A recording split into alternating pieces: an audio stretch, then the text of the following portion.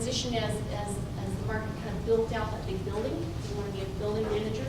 And segue with my colleague Lee Adams, who's here, who's our farmers market director at Farm to Table, realizing that there are a lot of other opportunities for farmers. We were seeing farmers markets grow across the state. So Denise and Heidi are here with the New Mexico Farmers Marketing Association. We saw markets we started back when we had about 18 of them around the state. Now there are over 60, correct? All with programs like the Women and the Children's Farmers Market Nutrition Program, Senior Program, some of them with also Supplemental Nutrition Assistance Programs. Some of those are federal programs that we work to build into farmers markets to help expand opportunities for growers and also for our customers, and really to provide more equal access for our customers in our communities. But we also saw that growers were getting more confident, building out a little bit, integrating more activities into their business. Work very directly with Craig Maple, Department of Agriculture, Jeff Bader, Co-op Extension, have been our family members and partners for over 20 years in this work, which is really exciting to say because we've seen a lot of growth as I said, farmers markets growing out. So in that, we also saw some opportunities because we also knew that, for instance, apple producers in New Mexico, a lot of our apple producers were actually not selling all their apples, not able to juice them all and put them into a value-added product like Heidi does with raspberries, and some of them were getting dumped. So, and not finding homes for them. Some of them went to food assistance programs, which is great, food banks and things like that. But there was a product, that's a simple way of looking at the state, that needed new homes. And Lee and I are working actually with schools as well, and recognizing that there might be an opportunity with institutions, as John mentioned. So we have restaurants and grocery stores, but that here might be a very, very interesting relationship, working with institutions where you know how many young people go to schools, you know how many people potentially might be in a hospital or in a senior center, you can have a better count. Yet, for farmers, it's a much different transition as a direct market grower for farmers markets to then start to think about moving into an institutional sale, because you have to think about volume, your price is going to be different, distribution is different than going to a farmer's market once or twice a week and setting up a stand. And so are the relationships in the sense of contractual relationships or purchase orders. And one of the other aspects of it, and our colleague Shauna Woodworth is with us here today, she's our farm to cafeteria director, and she's been working directly with farmers and schools. So figuring out how to make that relationship happen, right? So that's part of it. But again, it's a different shift into what you want to think. Now, for those apple producers I mentioned who didn't have a home for a lot of their apples, it's been one of the best markets that our apple producers in New Mexico have found. Apple producers getting more for that box of apples, selling it to the schools, and obviously dumping. And schools are actually paying a little bit less than they were for apples that they were getting on a truck that was delivered by a larger distributor that they were contracting with the product. It doesn't happen for everything. So if you're interested in selling to institutions, you want to ask what their price is. Schools have fairly set prices for things like apples and melons. They love the apples and melons. Those tend to be a bit better for selling to schools just because of the price range. And then also, they do like greens. So John mentioned South Valley, Agricultura Group selling here in the Albuquerque area, selling greens to the schools. Schools will tend to, as food service directors, think about their budget. Sometimes they'll pay a little bit more to get a really beautiful product like the Agricultura greens, but sometimes they're not able to quite fit that in their budget. So there's some negotiating to do as well. The major thing with institutional sales and for schools and things like senior centers, they also are required to fit in some guidelines, and you're usually federal guidelines. So great opportunity now with schools. The federal guidelines for school meals just changed. So just in August, you probably heard this, you've probably seen some articles in papers as well, that schools are now having to put additional fruits and vegetables on those plates. It doesn't always have to be fresh, it can be frozen, it can be canned, and things like that. But here in New Mexico, we have a real opportunity because of the farm to market program, or farm to cafeteria program, and there are growers, other group growers working with schools around the state. This is an opportunity for us to get more fresh fruits and vegetables in the schools and on the plates of our kids who are going to enjoy them, I expect, seem to be. And that nice fresh item, and schools, a lot of school food service directors are working very hard to make that transition as well, to get more fresh items on their plate. So a great marketing opportunity for farmers. But again, you want to think about your size of farm. We actually have farms, I think they're like 2.5 acres even selling to schools, as much as up to a couple hundred acres, right? Something like that. So, and Shauna is actually the person who we want to talk to if you've got questions, because she's also really been working with producers and then that school food service director in helping each other understand each other's situation. So if you're interested, if you're doing this in your own community, and you'd like to see your school purchase, one of the most effective things I think Shauna and we have done is set up tours so that school food service directors get out on the farms, visit with farms, see what that looks like, ask questions, see how it's being stored, how it's being delivered, how it's being boxed. The other part of that is also schools really many times require, like apples, kids don't eat the big ones. And many times, of course, the schools want to slice them up, because kids like to eat slices like we saw at farmers markets too. But they have a size requirement sometimes, smaller, better. So sometimes those are the apples you can't sell at the farmers market. But you want to be consistent, and the schools are going to expect consistency, they're going to expect volume, they're going to expect a consistent price as well. But those are things you negotiate with them. And then again, there's those requirements that Sean has been working with over time as well with the schools and the farmers.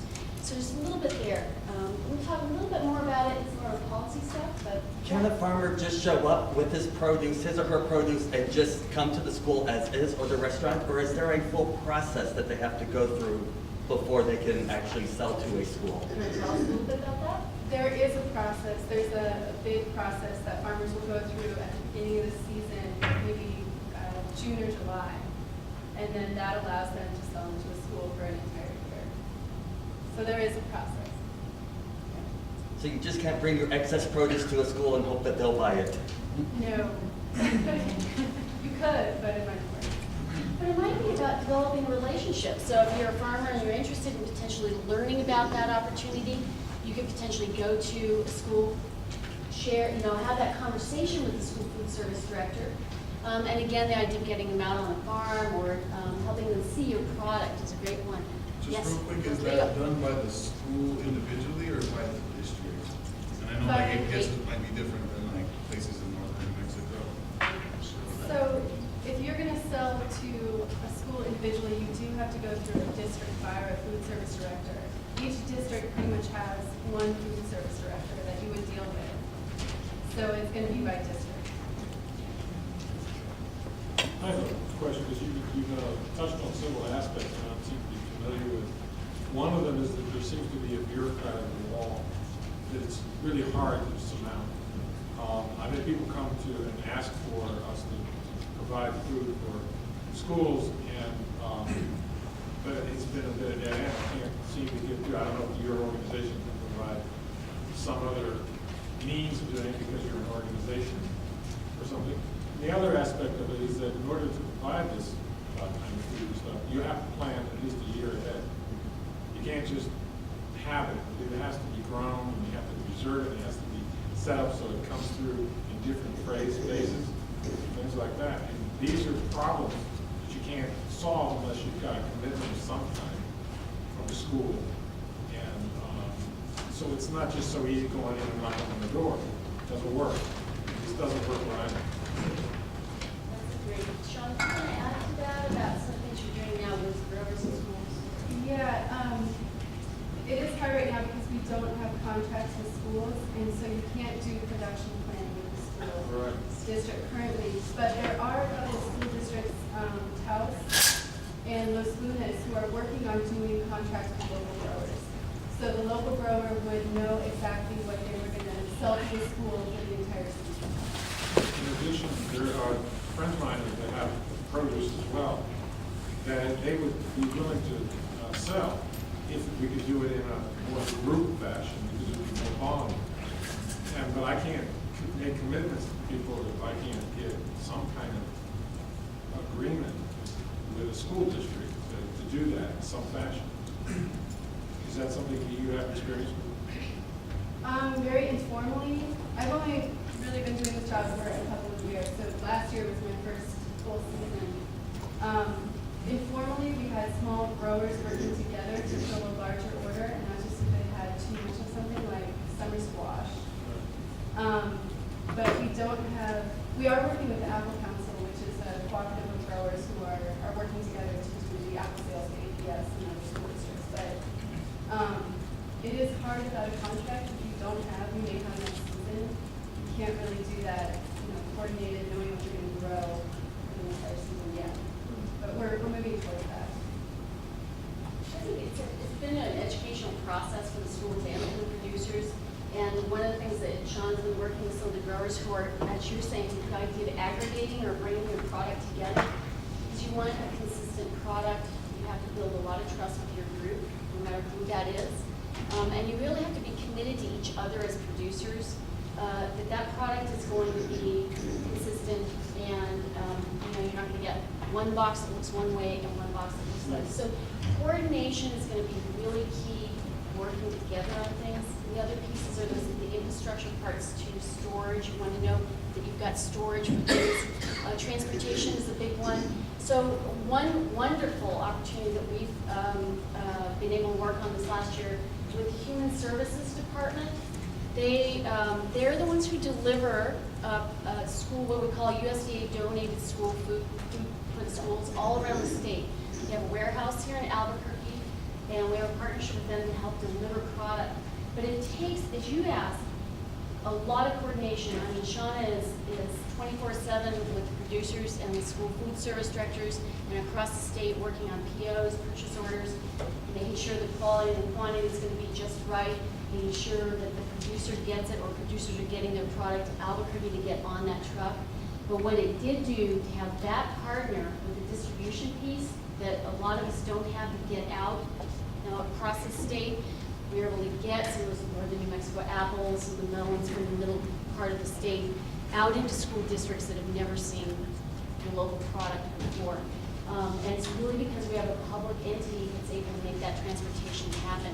But it does take a lot of coordination and some patience and a lot of planning ahead of time, but it's coming. So you're asking the right questions, and we've seen a lot of progress in the last few years on it. It's just kind of getting on the bandwagon and sticking with it. One last quick question. Is there any preference between organic and pesticide products? They're more focused on price. That's going to be their first issue. So if you're organic and you need a little bit more money for your product, it's probably not required. A lot of the farmers that I work with are non-certified organic or sustainably grown. The schools are interested, but they have to work with the budget. So that's their first concern. Well, I just wanted to sort of echo what he said about hitting a wall. I'm involved. I was involved in like a brief effort to bring farm to the cafeteria in upstate New York, and I think we just sort of gave up, and it was too bad. And I asked, like, isn't there some kind of paradigm, like a model that we can go to? And they swore they couldn't find any precedent for, which is sad in and of itself. But I wanted to ask Shauna, did you use a model that you reach out to another school district, or how did you find your way? Well, Lee Adams, in front of the table, has been working with the schools for about 10 years. So she had set up sales throughout the years. And so there was that to work on. We didn't have anything consistently that we did all season long, and that's kind of what I've been trying to create. But it's difficult because you have a larger school district with a lot of restrictions, and you have smaller school districts that are easier to sell to. So because of the size of our school districts, it's hard to have one model that would work for every district, and we don't have standardized requirements for schools. So that's the sell to schools. So that's a real problem. You would think these people would be seeking out the the real food for these kids, you know, and obviously with the budget cutbacks and, you know, their focus on price, it's a tough battle, I would imagine. But you know, we also have, just one more thing, the Fresh Fruit and Vegetable Program, which is extra funds for schools to buy snacks. So with those funds, we've been able to buy a lot of local produce and pay a higher price for that local produce. There are usually, there's a fair amount of patience that takes place here, but the progress that's been made in the last few years in particular around earnest school and selling into institutions has really taken a ramp up like this. So it's really about being organized and asking the right questions like you're asking and getting connected. Like I said, Craig Maywood, Department of Ag, they've been just a phenomenal partner in this and helping us and work the system out. Mary Kalb, who came in more recently there, actually works at the federal level with the Nutrition Service and USDA on what's called geographic preference. So helps the schools, gives the schools more leeway to pay a little bit more if they want to for the product, and she can explain that. So there's some great things that have happened. We're just helping you all learn a little bit more about it, hopefully. Heidi, and then I think we have the gentleman in the back as well. I just wanted to talk about, we want the best for our children. Yes, we do want the best for our children, but the reality is, years ago, I was invited to attend the Cisco Food Show because, well, I thought they were going to carry my food service, but that fell through. Nonetheless, I went to this glorious food show at a beautiful hotel, and they had walls of produce decorating the whole place, and hardly, let's see, people approached me, buyers approached me, and it was all institutions, and the Cisco's customers. And I did run into a lady that I'd worked down at the mixing bowl with years and years ago, who was the APS school lunch, you know, she put meals together down in the South Valley kitchen. I ran into her, Juanita, and I'm like, we need to get that's up for schools, kids like, I'm like, oh, she said, oh, we don't have that kind of money. And then I mentioned something about it to the head of Cisco that had put the show together. He laughed at me and he said, schools, they're at the bottom of the food chain. They are below prisons. So if you want to talk about we want the best for our kids, politically something else needs to happen to get more money into meal of white kids. It just made me sick when he said they're at the bottom of the food chain in the institutional food world. So, and you know, so Heidi brought up a really important thing, and this is where, again, a lot of work that gets done and we don't see it happening always. So, absolutely right, hard things. Schools get about, I'm going to give you $2.80 per meal, per lunch, say. But that gets split out, it pays for staff, it pays for supplies, you get about $1 to put 5 required items on a plate, including milk, so proteins, some fruits and vegetables, and some sort of meat or pasta type of dish. So that's a federal requirement. And I mentioned before, really something important, that now schools are putting twice as many fruits and vegetables on the plates as of this August. They have to do whole wheat product as well. They get a couple of years to transition to bringing that product into the plate. A few other ideas, options like that, less chocolate milk, more just white milk, less flavored things, less sugar. That is because of what Heidi was saying. We realized 10 years ago, again, this is where Miriam was doing a lot of this work, 10 years ago, that we wanted to see some improvement on that plate, do some things about it.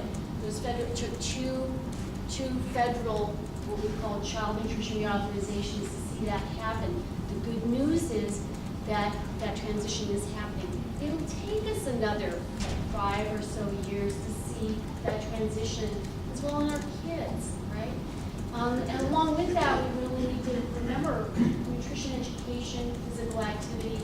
Many of our schools don't have PE anymore, physical activity as a requirement.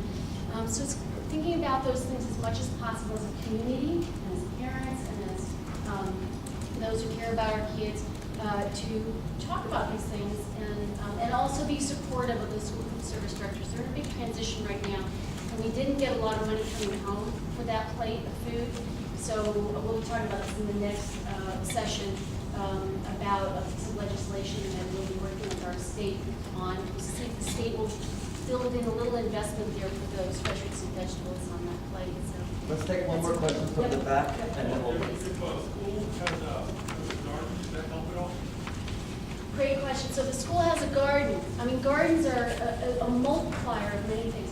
Some schools actually utilize, not here as much in New Mexico yet, utilize the produce in the garden actually in the cafeteria. It's a great way to tie the education in the garden, the physical activity about being outside, to what ends up on a plate. Ultimately, that would be really wonderful to see that happen. Some schools don't necessarily tie it to what's on the plate, but at least they have school gardens. We're seeing more and more, and Lee has been working in LC doing this with our organization. With schools, we've got about 25 schools that just got small grants even around the state. We're doing school gardens, really focusing on that education, wide variety. The other thing is there's a myth that seems to happen out there. I can't, as a school food service director, use what's in the garden in my school. That's not right. You can't. As a school food service director, they say I can't take what's in the garden and use it in the kitchen. Dig a little deeper. A lot of times that has to do with the preparation, the cleanup, maybe not having enough staff to make that kind of transition as well.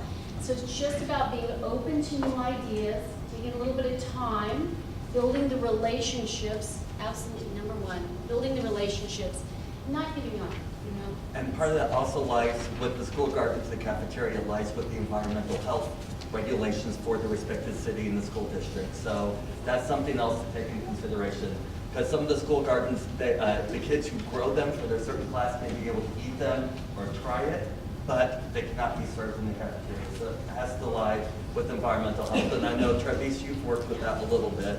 I mean, we're looking for a solid answer, because we know the charter school in South Valley does it, Dragon Farm and South Valley Academy, but they're not a part of APS's bureaucracy, so we're wondering what the verdict is on if we're able to bring food from school gardens into the cafeteria. Usually the scale is nowhere near what we can bring into the cafeteria, but it's kind of a gray area, so do you guys know what it is for APS, like exactly, or?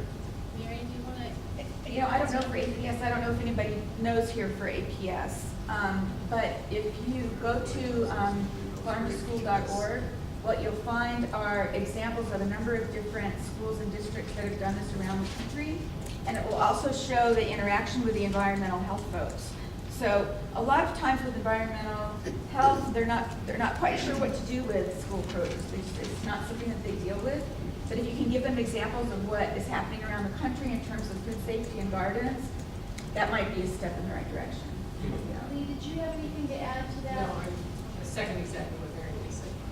Can I just throw it out there? We're working on policy issues, and if it's not for APS, we'd be willing to collaborate with people in this room to push that and make it so people can bring in food from the school garden in the cafeteria, like a little salad bar, little, you know, we've heard dip bars with little cherry tomatoes and stuff. There's a bunch of really good ideas, but, you know, everybody gives us the same answer. Nobody really knows, so I'd like to work on that policy, because I think it's important. I know that Dragon Farm ended up kind of becoming its own organ, like LLC, and so that they could get their own liability insurance, and because of that, that's why they can put their food. But they did that several years ago, and that was the only option they found several years ago, and I think that's changing. So I think we can look to see. That may not be what we would have to do now, but just like that's what they have.